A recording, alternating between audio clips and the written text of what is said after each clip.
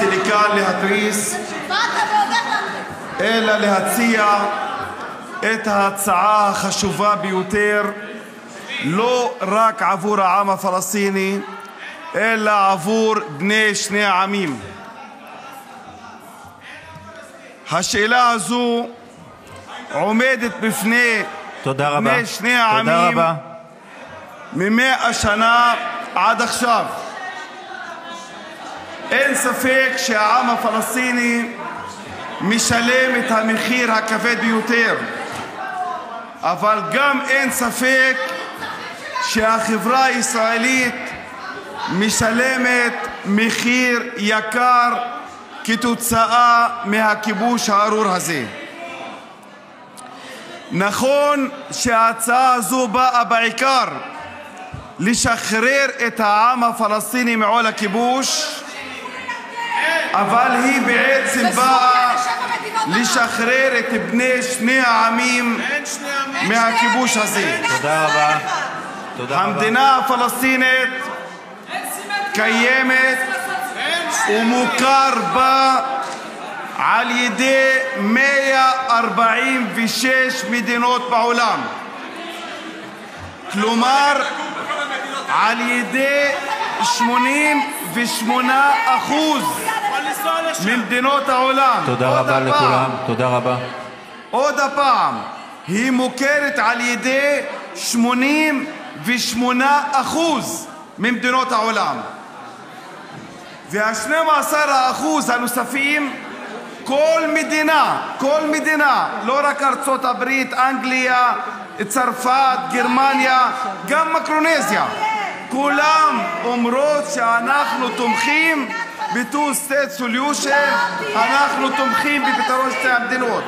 כלומר 100% ממדינות העולם, אם זה בצורה רשמית כמו ה-88%, או אם זה בשאר שאומרים שזה הפתרון שאמור להיות. לפני שבוע, אפילו 3 ימים, הייתי באנגליה. יש שם מהפך עמוק בקרב העם האנגלי. לפי סקרי דעת קהל, כ-80% מהעם האנגלי תומך בהקמת מדינת פלסטין. 80% מהעם האנגלי. ואני בטוח שעוד כל מדינות עולם יכירו, ואני בטוח בזה שהכנסת פה עוד מספר שנים בודדות יכיר במדינת פלסטין, כי אין מנוס, אין דרך אחרת. תודה רבה לכולם. תודה רבה. זהו הנושא החשוב ביותר בחיי. זהו הנושא החשוב ביותר בחיי כל שוחרי השלום האמיתי. תודה רבה. גם בישראל וגם בכל העולם. הסוגיה הפלסטינית במאה ה-21 נהייתה לסמל של החירות בעולם כולו. עוד הפעם, הסוגיה הפלסטינית במאה ה-21 נהפכה לשאלת החירות עבור כל עמי העולם. מי שמבודד פה זה לא אני. חברת הכנסת גוטליב, מי שמבודד פה זה אתם. אתם מבודדים ולא אני. אני יחד עם 88% ממדינות העולם נמצאים באותו כיוון, ואתם המבודדים, בדיוק כמו דרום אפריקה במאה ה-20. חברת הכנסת גוטליב, הממשלה הזו הופכת במאה ה-21. חברת הכנסת גוטליב, אנא, עצור רגע. אני רוצה לתת לך לדבר.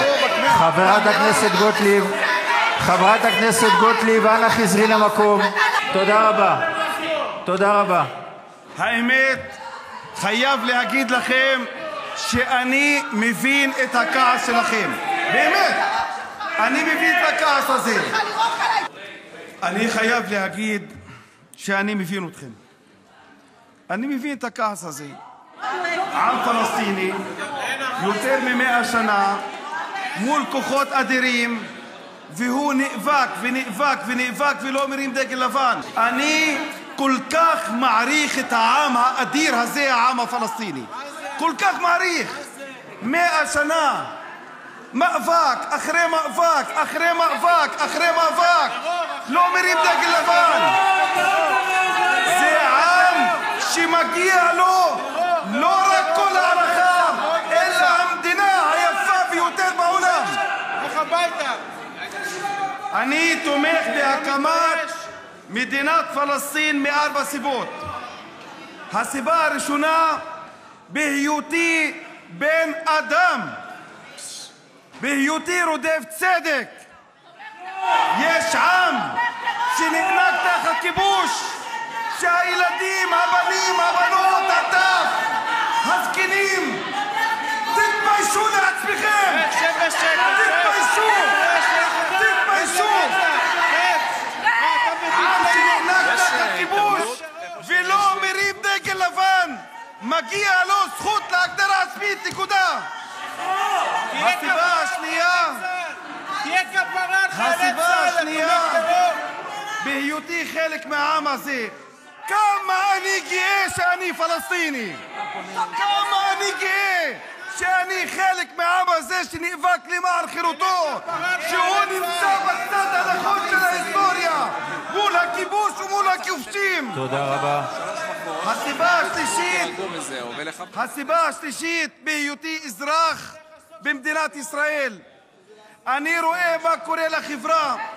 אני קורא את תוצאות הכיבוש. אני רואה את תוצאות הכיבוש על כל משפחה ומשפחה. אני רואה איך זה משחית את החברה הישראלית. אני רואה איך המרחב הדמוקרטי מצטמצם יום אחרי יום. אני רואה גם את האפליה נגד הנשים כחלק מהכיבוש, כי המלחמות והכיבוש מחזקים את הגבר על חשבון הנשים. אני רואה את האלימות הגואה בקרב החברה הישראלית. אני רואה איפה הכסף שאמור להגיע לשכבות המוחלשות, איך הוא מועבר לצבא, למה שנקרא ביטחון, למתנחלים. גם בהיותי אזרח אני נאבק נגד הכיבוש הארור הזה. והסיבה הרביעית, בהיותי אזרח ערבי פלסטיני בתוך המדינה 76 שנים, אני וההורים שלי והעם שלי אזרחים בתוך מדינה שמדכאת את העם שלנו. איך אפשר לבנות יחסים נורמטיביים בין יהודים וערבים? מכל הסיבות הללו אני נאבק נגד הכיבוש הארור הזה. יש לנו תפקיד היסטורי, אנחנו האזרחים הערבים, יש לנו תפקיד היסטורי. אני מבין את הצעת החוק של כץ שהוא רוצה לעשות דה-לגיטימציה, והוא רוצה למנוע את התפקיד ההיסטורי שלנו, ולשים את המשקל שלנו נגד הכיבוש ולמען השלום. הכיבוש ארור והממשלה הזו ארורה גם. אתה לא תגיד כיבוש ארור. אתה לא תגיד כיבוש ארור. אני מבקש לתפוס את מקומך, תודה רבה. טוב, אני רוצה לסכם, ואני מסתכל עליכם ואני רואה כמה אתם חלשים. חלשים. חלשים. כל העולם בצד הנכון של ההיסטוריה, ואתם מבודדים. עוד תקום מדינת פלסטין. הסתכלתי על חברי הממשלה, חברי הקואליציה, חברי הכנסת מהימין, ואמרתי,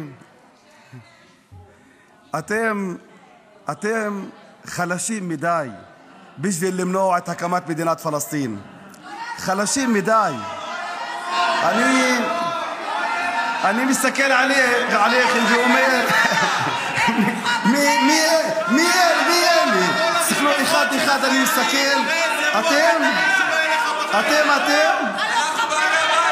מדינת פלסטין קום תקום ויהיה שלום ונרקוד ברחובות וכולנו נגיד למה לא עשינו את זה לפני 30 שנה? למה לא עשינו את זה לפני 30 שנה? הרי המתווה אותו מתווה. ואני רוצה להגיד לכם משהו בראייה היסטורית. חברת הכנסת טלי גוטליב, בראייה היסטורית את יכולה היו מלחמות. הייתה גוטליב. מלחמת 1948, הייתה מלחמת 1967 והרבה מלחמות, והייתה מלחמה האחרונה. שמעתם מה אמרתם? שמעתם מה אמרתם? אני רוצה להגיד לכם מה ההבדל. שב-48 ו-67 אני מבקש כבוד היושב-ראש, תן לי זמן בבקשה, זה לא יכול להיות. אתה כל החיים שלך. חבר הכנסת שקלים, אני מבקש לאפשר לדבר. חבר הכנסת שקלים, קריאה ראשונה. קריאה ראשונה. בבקשה. אני רוצה להגיד לכם מה ההבדל. שב-48 ו-67 יותר מ-90% מעם היה מרגיש שניצח, ויותר מ-90% מעם אחר הרגיש שהפסיד. אחרי המלחמה הארורה הזו אני בטוח שיש רוב עצום בקרב שני העמים אומר הלוואי שכל השנה וחצי לא היו. זה הבדל משמעותי.